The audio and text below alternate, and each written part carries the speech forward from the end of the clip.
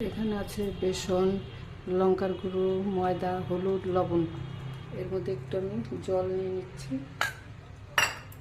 Batter আমি এই পনিরগুলোকে ব্যাটারে ডুবিয়ে ভেজে নেব।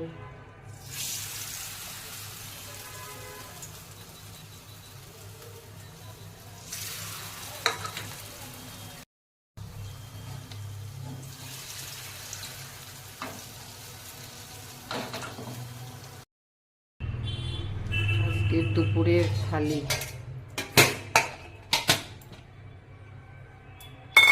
টক ডাল,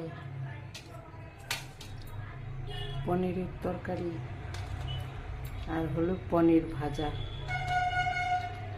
বেসন দিয়ে দুটো কাঁচা লঙ্কা।